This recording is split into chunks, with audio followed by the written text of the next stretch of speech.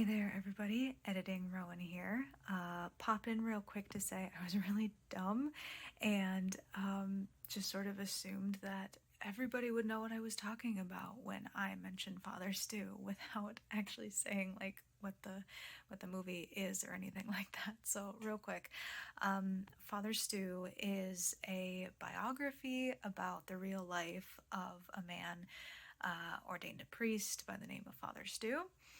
And Mark Wahlberg heard the real life story of this man, was really inspired, and wanted to bring his story to the big screen. And essentially, Stu was a man who just had this radical conversion to Catholicism and to become a priest.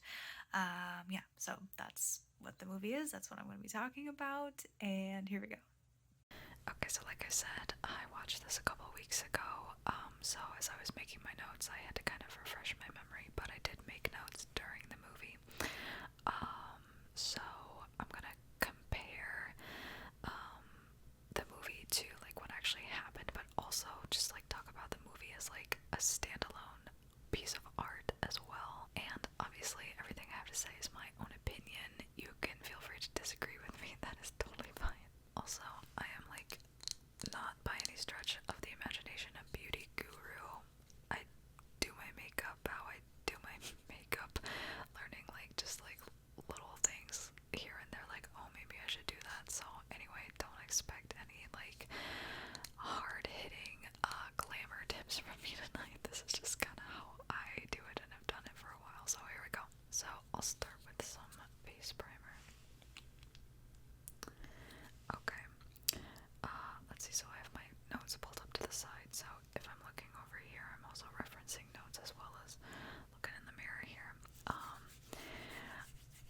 Okay, yeah, so off the bat, I didn't like go into this with super high expectations, just because like unfortunately a lot of like Christian movies out there just like tend not to be cinematic masterpieces. But like I was still like hoping to like the movie. I wasn't going into it with like totally low expectations. You know, it was like exciting to see big names like Mark Wahlberg and Mel Gibson. Like I like their acting. And it did, you know, based on like the publicity, it did seem like it was going to be like different, like a little bit more real, a little bit more hard hitting. However, like no matter what the movie or TV show is, like I'm always going to be highly critical of it, because like that's just how I am. That's how I sort of like ingest media like that. I really enjoy like picking things apart. Like sometimes it's annoying, but if you have a plot hole, I'm gonna point it out. If you have your characters doing stuff that there's no evidence that they should be doing, then I'm gonna point that out. And that's just like how me and my husband are. We always like dissect things after we watch it. So this movie's no different. Like just because it has like a lot of Catholic themes in it, which I think is super cool, and which is why I wanted to watch it. But like just because it has that doesn't mean I'm gonna like write it a free pass. So okay, let's see. Let's kind of get into it. If you want to know if I think you should watch this movie, the answer is yes and no. Like yes, because I do think it is good to support media that has Catholic themes like this, that show like what Catholicism is in its like beauty and truth. Do I think this movie could have been a lot better? Yes. Yes, I do. And I will obviously get into that as we go on. Okay, so some overall thoughts first. I thought this movie started off like decently strong. Like the first half was like pretty good. It doesn't like hit you over the head right away with like any strong Christian themes. It's sort of like gets your feet wet. You really sort of I thought they established Mark Wahlberg's character Stu pretty well right away. He's kind of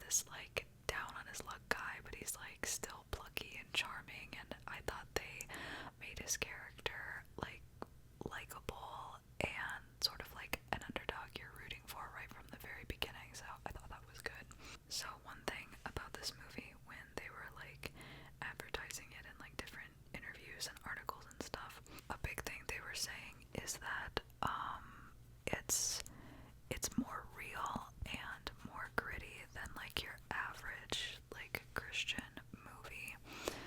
It does have an R rating, and like when I was like hearing about that, like in a sense that did sort of pique my interest about it, because the thing about a lot of Christian movies is that they do tend to be pretty vanilla, which like does make them good for the whole family, but they tend to have just like really two-dimensional characters, and they often like don't get very deep and with their themes and like things like that. So I was sort of looking forward to a movie that was maybe gonna try to like dig deeper and have three-dimensional characters like that. And I'll talk a little bit later about whether I think they accomplished that realness and that grittiness. And so I feel like it was the second half of this movie that really kind of fell apart for me, which is unfortunate because it's the second half that he has his like strong conversion. But I will get more into that later. Okay, so let's go ahead and get into more of the nitty-gritty now. And so I'll talk about like the story, and then kind of some details about some characters and the character development, and then get into some places where the movie was different from real life. Okay, so like I said, the movie started off pretty strong for me. He's a boxer, he's like a fighter, but he gets an injury, so he can't do that anymore. So he decides he wants to become an actor, and he moves to Los Angeles. And it's established that he's like decently close with his mom, but not with his dad, who is played by Mel Gibson. There was a part at the beginning of the movie that like made me excited for the rest of it. And so let's see, Stu, I think, has been drinking, and he's in this cemetery, and he's like visiting the gravesite of his little brother who died when they were kids, which like they really don't go into a whole lot. I don't think they ever mention like how the little brother died. I really thought they were gonna like get into that a little bit more and kind of make it a thing, like why the family sort of like fell away from God or didn't believe in God, but they didn't. I don't know, they didn't really like use that storyline much. But anyway, point is, he's in the cemetery and he's been drinking, and then he gets up to leave, and then he sees this like statue of Jesus, and it was just this really cool moment that had like tension in it, because you know he's just like, Stu is carrying all this baggage and stuff, and doesn't have trust in God or faith in God, or like doesn't trust Jesus or anything like that. And so it's just this kind of cool like, you know, foreshadowing kind of, but this like tense moment. And I was like, okay, like I really like that. I thought that was cool. It was like really neat to see Catholic iconography like showcased like that, where there's sort of this like relationship happening, and it's not just set dressing, you know. So I liked that. Okay, so Stu is in California trying to make it as an actor, and he is working at a grocery store, and he meets this woman who he instantly falls in love with, and he finds out that she's passing out flyers advertising her Catholic church. So he goes to the church to meet her, and you know, they have that kind of typical like back and forth where she's like, no, I'm not interested, and rolls her eyes at him a lot, and he's like, but I think you're really cool. And so she kind of finally is like, well, like I only date Catholic men, and he's like, oh, is that it? Like I'll just become Catholic then. so like cue this kind of montage of him, you know, like becoming a better person, becoming Catholic. He like joins RCIA, he like meets her parents. RCIA is like the program that you join in order to learn how to become Catholic and like accept the sacraments and that stuff. He like stops drinking, and so it's just this kind of cute little montage. I don't really use powder on my face. I don't know if I should or not, but like it really stuffs up my nose, so I don't have powder. Again, any beauty gurus out there, don't come at me. Okay, so far the dialogue has been like a little bit stilted, but there have been some like good moments. Like the movie has made me laugh. I think at some point Stu says something like, "I would wait 40 years in the desert for you," which like I think made me like laugh out loud because I don't know. I don't think it was like meant to be taken super seriously, and I just thought that was like a hilarious pickup line. Anyway, yeah, so let's see. The character list isn't too long at this point. We've got Stu, his mom, dad, Carmen, who is his girlfriend, and then we meet two guys through the same church that Carmen was going to. Ham and another guy whose name I didn't have written down because I don't even remember them saying it. And at first you're like, okay, well, these two characters don't have much to do. Like, what is their purpose in this movie? You find out what their purpose is later, and I'll get to that. Okay, so like things seem to be going really well for Stu, but then there's like this little scene where he's in confession, and I don't know, it's like kind of this slightly abrasive conversation. I don't even like remember what they talked about because it was kind of short, but then all of a sudden Stu is like in a bar and drinking, even though we just spent this whole like montage of him like stopping drinking, becoming like a better person and stuff. So I don't quite know what happened there. Maybe like there's a deleted scene that got cut. I wish they had like made that transition like make a little bit more sense, because we just spent all this time like he was changing, and then like one instant he's like back in the bar. So then at the bar, Stu like meets this guy who's like talking really vaguely, and I think is kind of like, hey, you shouldn't go driving tonight, yada yada, and like Stu just kind of brushes him off, and then later you're like, wait, was that like supposed to be Jesus or something? So then like Stu is riding his motorcycle, he gets in an accident, like he hits a car and then like gets run over, which like I believe is true. Like this motorcycle accident happened, he like got hit and got run over. So then in the movie, I just forgot I'm supposed to be doing my makeup right now. Okay, so in the movie, Stu gets hit, he's unconscious on the ground, and all of a sudden he has a Marian apparition. So he sees like the Blessed Virgin Mary, and I thought this like could have been way cooler than it was, because to me it sort of just looked like an actress dressed up in a Mary costume. I don't know what color I just picked out, but we're gonna go with it. Alright, here we go.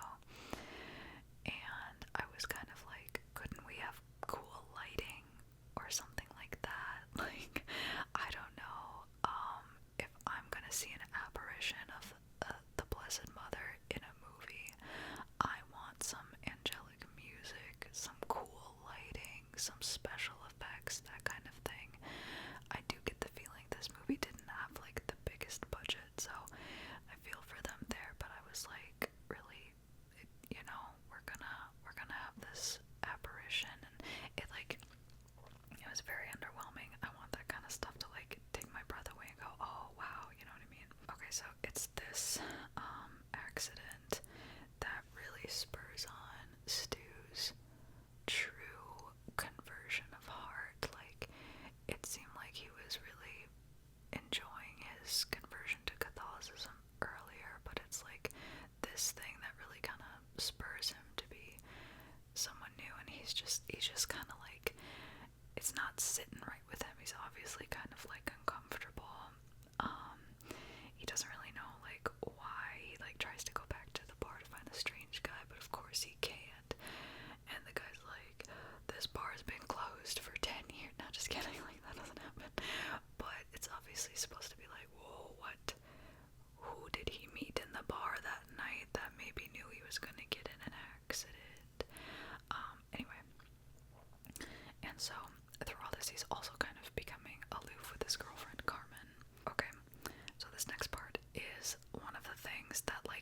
worries me the most about this movie, which I'll like get into even more a little bit later when I'm talking about the characters, but here's what happens. Okay, so he's being really like aloof with his girlfriend Carmen, and he's like recovering in bed, and she starts kissing him, and he's like, no, you don't have to, and she's like, I know what I'm doing, or something like that, and then it cuts away, and it's like obvious that they slept together, and you're kind of like, okay, this feels like a little bit out of left field for Carmen, who was like, you literally need to convert to Catholicism in order for us to date, and now that they've already been dating for a while, is just like, okay, yeah, now I'll sleep with you, like, out of nowhere. So I just thought that was kind of weird. They like went to all this trouble to establish this character as someone who was like super, pious, wait until marriage kind of person, and I don't know, just all of a sudden she like decides to sleep with him. Okay, so we know that they slept together, because like in the next scene you see Stu at confession, and he says he's like feeling weird because like for the first time he's like feeling guilty about doing something like that, and the priest is like, well, that's good. So then like after this is when Stu decides that he wants to be a priest. Okay, so now we're at the scene where Stu breaks up with Carmen, and tells her that he's going to become a priest. And so he pretty much like sits her down and is like, hey, I'm gonna be a priest, and this makes total sense. And she understandably is like, wait, what? Like, I was going to marry you. And for whatever reason, like, Stu is just like oblivious to her feelings. I don't know. He's just nowhere is he like I totally understand. This has got to be so hard for you to hear. He's just kind of like, this is what I gotta do, and I don't know. And like, yeah, obviously, if you're called into the priesthood or the sisterhood, you need to like break up with your significant other if you have one, but obviously you're gonna do it in like a loving and compassionate way. But he was just kind of being his like typical lighthearted, silly self, and just kind of like made him look kind of scummy at the end of it. And I'm like, you can't even like offer her an apology for like having just slept with her and now like immediately breaking up with her. And like obviously that was a two-way street. Like she slept with him too, like she made the decision too. But I don't know, just the way he was like treating it in this story was just coming off like kind of weird and scummy, because they had like an opportunity, like the writers had an opportunity to have these characters have like a real like serious heart-to-heart moment, and I feel like they just dropped the ball there because they were, I don't know, maybe even trying to make it like a slightly comical scene. I don't know. It bothered me because there didn't seem to be anything on Stu's end to be like, gosh, this is gonna be really hard for you to hear right now. He was just like, I gotta do it, which like, yeah, I get it, but I don't know, he didn't even seem to understand why she was upset. It was weird. I don't use this purple a lot, so we're going with it tonight. We are going with it. Oh my gosh, and all this I forgot. I did not do my eyebrows first. I always start first with my eyebrows. Okay, gotta backtrack. Okay, one thing to touch on too is that the movie did not make it clear why this near-death experience like changed him so much. Like changed him so much that he wanted to become a priest. Like I don't doubt that something like that would, but the narrative didn't show why. It just sort of told us, and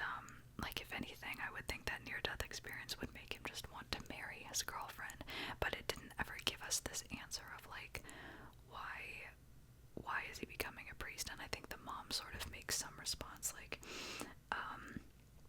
whatever he does, he has to do it all the way. So of course in his personality he's just gonna like become a priest. And like that's like number one of storytelling is show, don't tell. And I feel like the movie is guilty in several areas of just like telling and not showing. Okay, so next Stu enters the seminary, and now you find out why the two guys from earlier are characters, and it's because they just happen to be two guys that are also going into seminary with him, which just like makes the world feel small, that like the only other two characters that he was introduced to now happen to be relevant in this part of the story, and they were barely relevant before. All you need to know about Ham is that he's like your typical protagonist BFF, and the other guy just like has a chip on his shoulder and you like don't know why for a long time.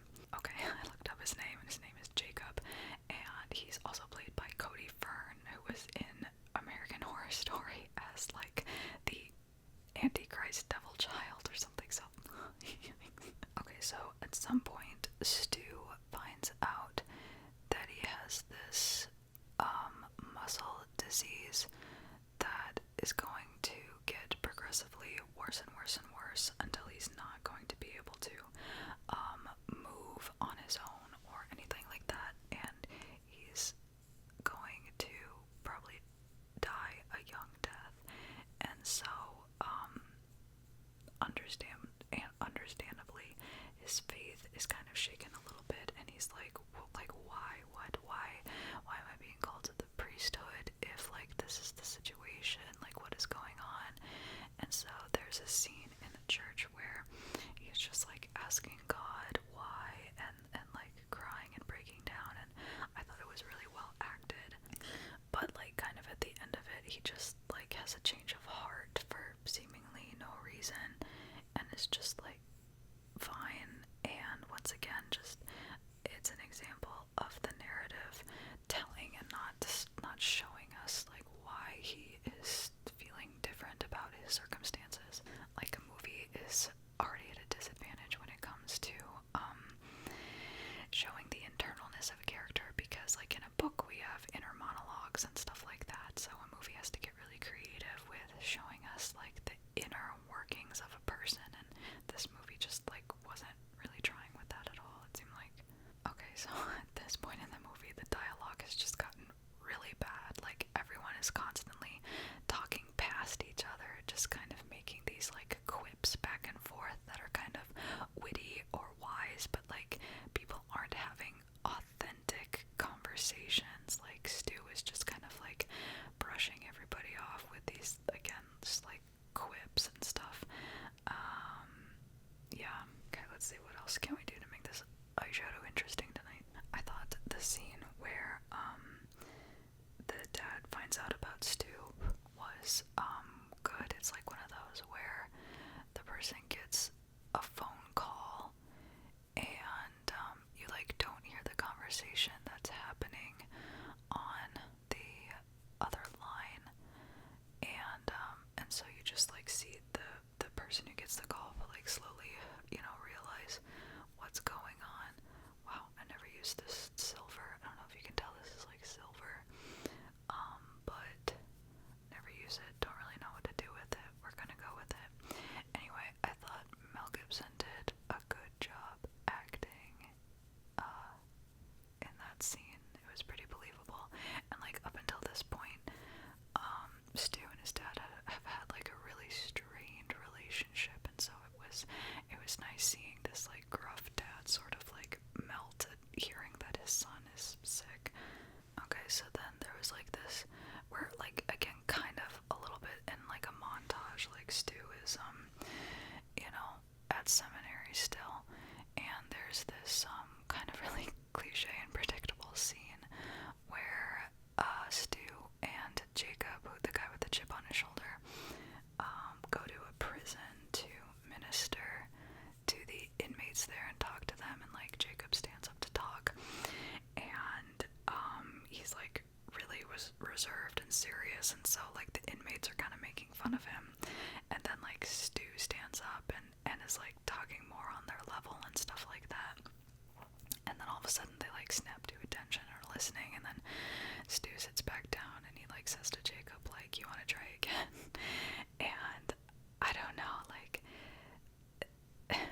there was this aspect of like the real life Father Stu, he'd been through a lot. He'd sort of like seen every sin in the book, and so it made him like a really approachable priest. And it's amazing when you meet priests like that, because they're so humble and loving and just like non-judgmental. But like, this was like one of the most cliche ways that you could present that, I think. It didn't come off as like very creative to me, and it just kind of came off more as like silly than like profound, so thought that was unfortunate. Okay, so at this point, Stu is like kind of getting worse and worse, and it's getting to the point where he's told by his superior, who's played by Malcolm McDowell, that they are actually not going to ordain him. And so Malcolm McDowell is like, what are you gonna do when you can't complete the sacraments? And Stu is just kind of like, you think I haven't thought about like dropping the body of Christ or spilling his blood? But then he just kind of like circumvents the question and like doesn't really answer it. And I just found that odd, because like someone who really understands the sacredness of the Eucharist is going to take it like extremely seriously, and like not just kind of like pass off that question. I don't know. It was just kind of weird. And I was like, can we like go into a little bit more of that? Like, obviously Father Stu did become a priest, so like how was that handled? I don't know. He just seemed to be kind of like flippant with the idea of like, I'm like we're thinking about like, if he can't control his hands, like how is he going to like administer communion and things like that, and they just kind of like skipped over it. And it just like, in the scene you're supposed to like, I don't know, not really agree with Malcolm McDowell's character, even though I think he's like raising some good points. Okay, who knows what I'm even doing with my face anymore at this point. We're just going for it. We're going for it. Okay, so at this point, Stu has like a pretty big breakdown, like, and like, again, understandably, because they're not gonna let him become a priest, and he's like, I'm being called to become a priest. So it's very hard for him to walk at this point. He can't even walk without crutches, so he goes to the church. He has a full breakdown. He like drops his crutches and he crawls to the statue of Mary, and he's going to wait there until she heals him. So Ham calls Stu's dad, which I'm not really why he calls the dad, because like he's a lot closer with his mom. He has like a really crummy relationship with his dad, but he calls his dad, and the dad comes to get Stu, and his dad is just kind of like, well, sometimes you gotta pick yourself up, son. And Stu is just like, yeah, okay. And there's like no sense of like relying on God for strength, no spiritual intervention, no like my power is made perfect in weakness. It's just a sense of like, well, you gotta do it yourself, which I thought was very strange for this like conversion story, you know? Not that like God does the hard work for us, like we do the hard work, but like that there was this sense of like, you gotta find that strength in yourself rather than like surrendering yourself and getting your strength from God. Okay, let's just darken it again a little bit for fun. Okay, so Stu goes to live with his dad for a while, which is like sweet, because you're like, oh, they had like a really bad relationship and now they're like getting close again.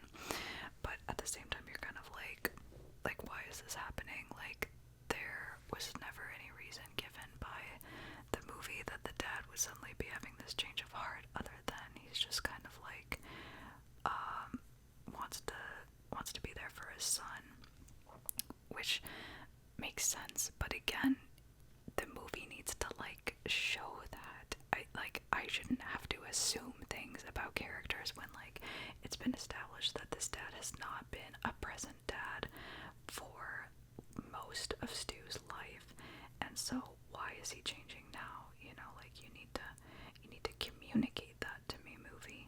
I don't know what's happening over there. Don't know what's happening over there at all. I feel like the eyes are not even at this point. That's okay though. Like I said, not going anywhere tonight. So we're just having fun. Okay, another quick thing about the dialogue, especially in the second half, I think, is that everyone talks really similarly. Everyone is talking in these like poetic quips. Even like the dad, who is sort of like this gruff guy, just has these like really poetic ways of speaking, and I'm just like, okay, like pick one character, like make that Stu's thing. Don't like make every character talk like that, because it really like loses its appeal after a while. Okay, so time passes, and Stu's dad is taking him to church, and they get there, and like for whatever reason his ex-girlfriend Carmen is there, and she's like all dressed in white, and it's kind of like, oh no, Stu is gonna have to like see her get married now. But when they get inside, like Carmen and Ham and Jacob and Malcolm McDowell are all there, and they're like, we petitioned the bishop to get you ordained, and so surprise, this is your surprise ordination, which I think is just kind of like a hilarious and scary idea, to have a surprise ordination when, I don't know, for the past however many months he just hasn't been in seminary. I don't know, it doesn't really make sense. And also he just like then gives the homily, and I'm like, well, it's a good thing he had a homily in his back pocket to give. Okay, anyway. And so his homily is about how like suffering is good, suffering has a purpose, we all have our crosses to bear, which like all true, but I don't think like at this point this theme was really earned. And like with a theme like this, a theme on like redemptive suffering, you have to really approach it carefully, because it is sort of this concept that is just not going to be easily understood by people who don't already like know or understand the Catholic faith. And so it just like at like best kind of falls flat, and at worst is just like by someone who's like hearing this, who doesn't have like a real true background in Catholicism. Is just kind of like, this guy is like suffering for no reason at this point, and like God has abandoned him, if there even is a God. Like based on the narrative, like we have not seen his, like we don't understand how he internally has come to accept this suffering. We've just seen him like go through it and decide to pick himself back up, but we don't know why. And it just like, based on the narrative, it really does seem like he's suffering arbitrarily, and it just has decided to grin and bear it. Okay, so very quickly after this, Stu moves into assisted living, and people are like coming to visit him, and again there's sort of like a montage type thing. You see more and more people coming to visit him, and you're like, okay, wow, his ministry is having like a huge impact on the community. He's inspiring and changing people's lives. And then you like get a flashback of the dad watching him box, and I'm like, okay, cool, I guess. You're not really sure why. And then you see the dad and the mom like present day dancing, and you're like, oh, like that's nice, like maybe they won't have a broken marriage anymore. And then the movie ends, and like they do that thing where, you know, they flash up some pictures of the real Father Stu and like say some words about him. But I'm like, why did a movie that is called Father Stu and is about a real life Father Stu end with the dad character? I don't know, it felt weird. Okay, so we like made it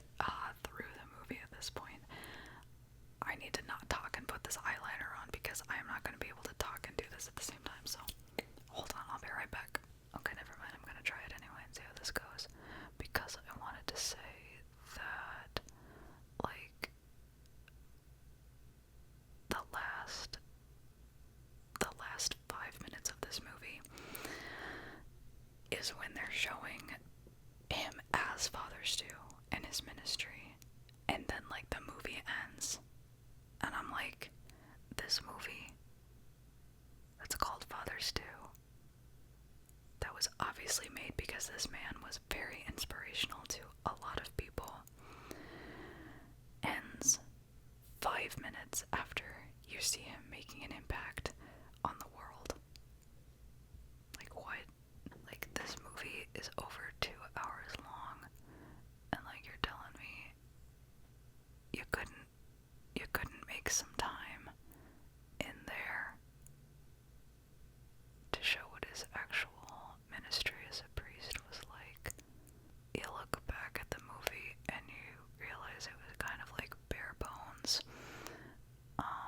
There's a lot of montages and like barely any meaningful dialogue. Okay, so I'm gonna touch on some characters, which like there aren't that many to begin with, and then gonna get into some differences between real life and the movie. Okay, so Carmen, the girlfriend. Okay, no, actually, I'm gonna save her till last, so that I can sort of like connect her character in with what happened in real life. Okay, so the best friends, or at least like Ham was a friend. I don't know if Jacob was ever really a friend. But like Ham, there's barely anything to say about Ham other than he's like your typical no flaws best friend character. Like, we don't get any like backstory on him or anything. He's just there to kind of like be this supportive friend.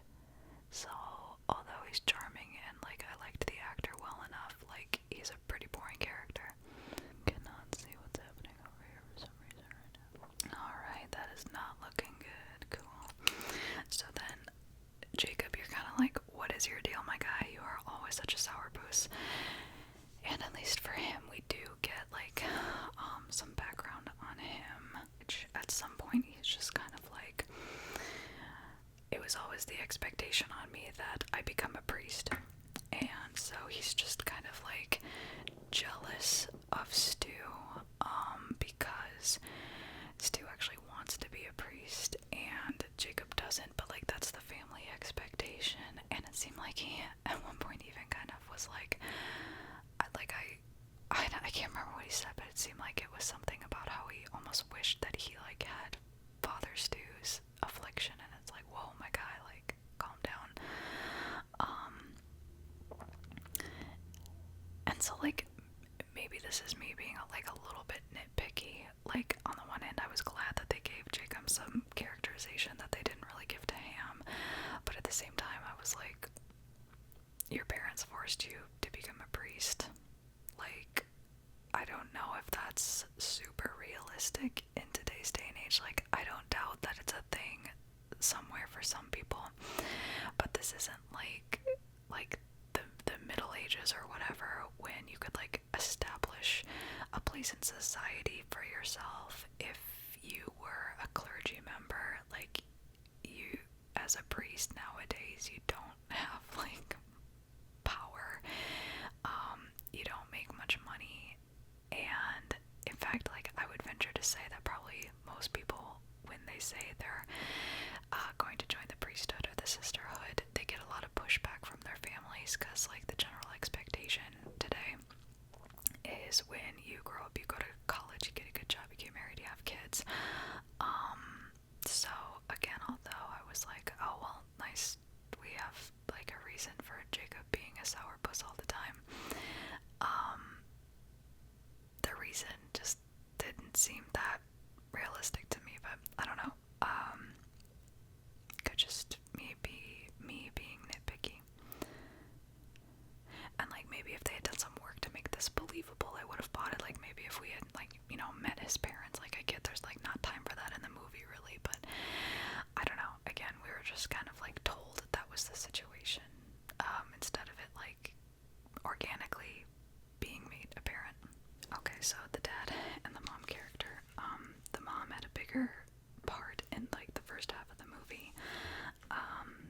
She didn't really like the idea of Stu becoming a priest. By the end, she was just okay with it. No rhyme or reason. They didn't really spend any time giving a reason for that. So that's how that is. And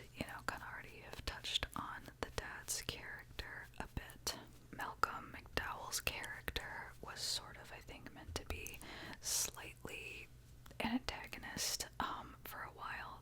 He was kind of the force that was like gonna stop Stu from first like entering the seminary and then like becoming a priest. He sort of felt like this like bureaucratic guy, like kind of a typical I'm gonna judge a book by its cover, and like didn't really trust Stu. And like since he was sort of like the most fleshed out clergy character that we got, because like again even Stu was only a priest for like 5 minutes in this movie, it just like sort of I think leaves a bad taste in your mouth for like the hierarchy of the clergy in general. Like it sort of ended up feeling like the hierarchy was like out to get Father Stu, rather than like Stu being someone who wants to join into this priesthood to, you know, be like minister to people. I don't know. And it came down to Stu's friends petitioning the bishop to get him to become a priest. Like it wasn't about God or God's will or what God wanted. It became about this like prejudicial system that was circumvented by the power of friendship. And like that's not how it happened in real life, which I'll get into later. Okay, let's talk about the girlfriend Carmen. Oh man, okay, so here's the thing. In the movie, Stu starts the process of becoming Catholic in order to date Carmen, and that's not what happened in real life. In real life, they were dating and living together, and then it's the accident, the motorcycle accident, that spurred him on to look deeper into the Catholic faith, which, like, then his girlfriend also prompted him to explore Catholicism more, and he did, and he started his conversion so that he could marry his girlfriend and not just date her. So again, they were already dating, already living together. Like I know in the movie it's a lot cuter if like he pursues Catholicism so that he can date her, and the thing is like they go to all these pains to like establish her as this very pious character, and then like out of nowhere she sacrifices her beliefs and sleeps with him, and like that didn't really need to happen. Like that wasn't how it was in real life, so they didn't like need to make it happen this way. And it just I think like makes Stu come off as really sleazy. Like he knows and understands how important her faith is to her, and like sort of just like lets it happen again. Like she, you know, instigated things, but like the narrative treats it just sort of like she needs to just like forgive him almost without him asking for her forgiveness. I don't know, it was just weird. I don't think there's like a moment on screen that he apologizes to her. Like it happens off screen. Because like I don't know, there are these other scenes with her which like too much to go into probably. You just never get a sense that you feel like Stu really understands how much she must be hurting, and instead you just kind of get his like typical witty quips, you know. And later she finds out he's sick and she says she's getting married, and like she forgives him, but like it doesn't feel earned, and I feel like they just could have treated that whole situation better and just made it more like, I don't know, realistic. And instead of like Stu just kind of being his bumbling self, could have like had him like be a bit more mature about the situation. So essentially, real life Stu wanted to get married, and that's why he was becoming Catholic. But reportedly, at the moment of his baptism, that's when he had this overwhelming sense of, I'm gonna be a priest. And like, it didn't even make sense to him at the time. He just like knew he was going to become a priest. Okay, so now like really moving into the section where we're gonna like compare what happened in real life. I've linked an article down below that's a really good read. Like I really recommend it. It really goes in depth. So if you're interested, read that. But I'll be like pulling a few things out of there to talk about. So one thing that I thought was just kind of like sad and unfortunate in the movie, like the dad is just this very like deadbeat dad who was like never around and things like that. But like in real life, he was a really hard worker. He was like on the road a lot, but when he came home, the kids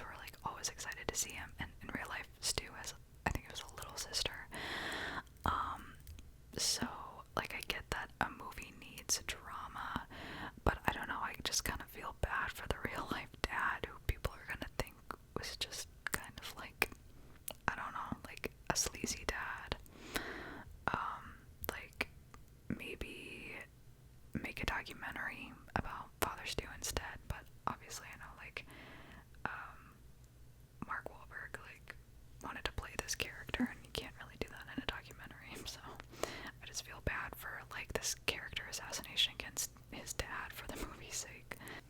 So, the movie presents Stu as this really rough and tumble guy, which, like, he did, like, want to become a boxer, but, like, he went to college, and he majored, I think, in English, it said, and later he earned his master's in philosophy at the University of Steubenville in Ohio, and, I don't know, he like, has these, like, fun quips throughout the movie, but never does it give you any sense that he ever pursued any, like, higher education, and, like, it just, I don't know, it just felt kind of strange, like, hearing about that was, like, no, he got his master's degree, and he obviously had this, like, deep philosophical side that would have been interesting to, like, delve into a little bit more.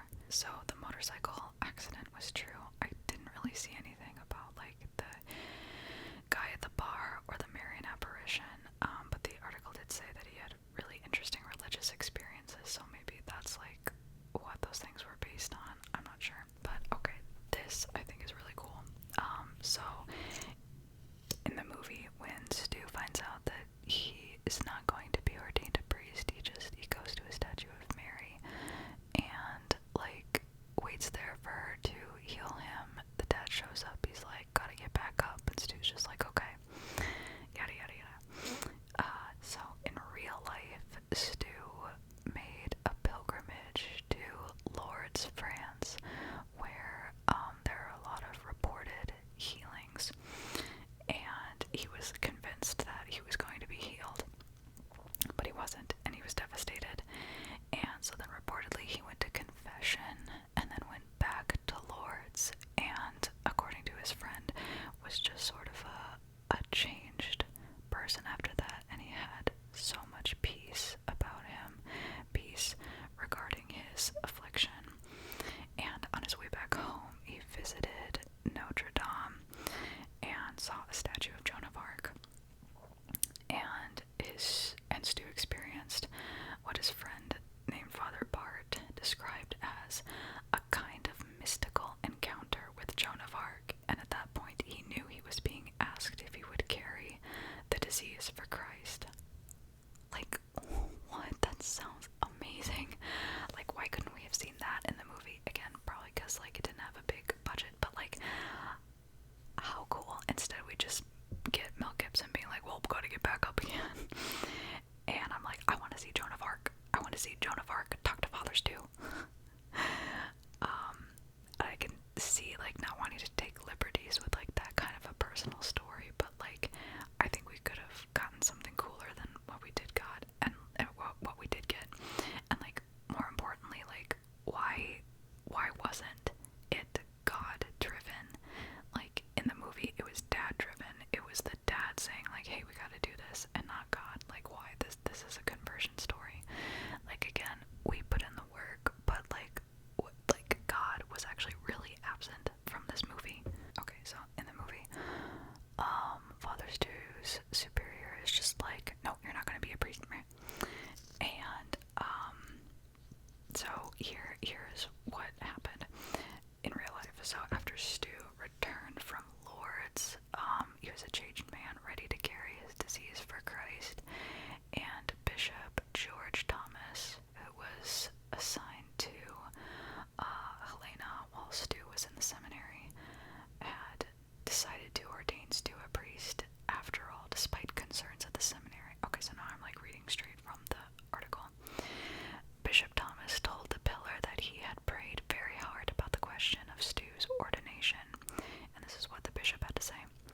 For a period of about a week, maybe even 2 weeks or so, I just kept begging the Lord for direction. I kept hearing the same message over and over again. There is power in suffering. Move him forward.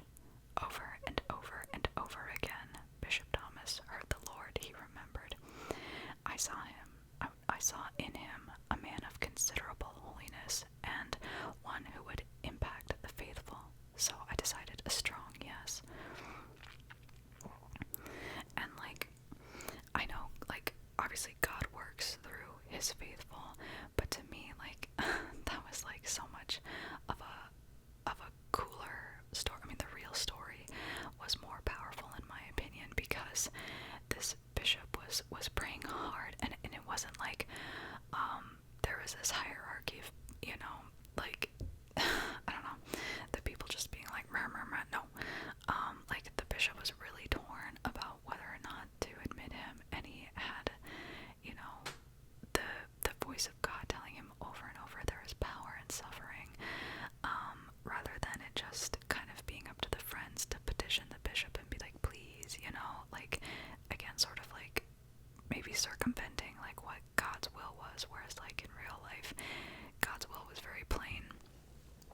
And again, just the movie that's supposed to be about like this Catholic conversion story just didn't really involve God that much. It was very like side like theme. There was not enough Catholicism or conversion in this Catholic conversion story. I feel like people who are not already Catholic are just like not gonna get much of anything out of this movie. And I know like a conversion is really hard to capture because like in a movie, because it's such a personal thing. But I think this movie just kind of like really drops the ball on being like an interesting conversion story. Suddenly like Stu just wants to become a priest. It kind of feels like his next hobby. Again, you don't like, going back to that beginning where like he's with the statue, you feel this tension, and then you never really come to understand Stu's love for Jesus, love for God. It's just kind of assumed. It's assumed that it's there, and you just like, you see that drive, but you don't really understand like why it's there. You don't. He just suddenly like changes his mind about his disease, and you don't see how God influences him. And like honestly, the more I talk about this movie, like the better I wish it was. Okay, a little bit of red first.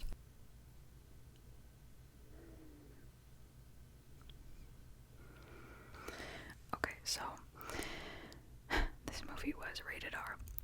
Did it earn its R rating? Well, yes. There was a lot of cussing all the way through, a lot of F-bombs. So yeah, it was going to be rated R. Do I think it was gritty and real? In terms of like character development, interesting story beats, like no. Honestly, like if you took the cussing out, PG or PG-13 rating, like I don't think it really felt all that real and gritty, with just these dialogue segments that weren't really conversations. Felt very surface level, and like what made it feel real was like mainly just the cussing, but it was sort of just this like gritty facade to me. Add just a little bit of this like more brownish tone to calm down the red a little bit.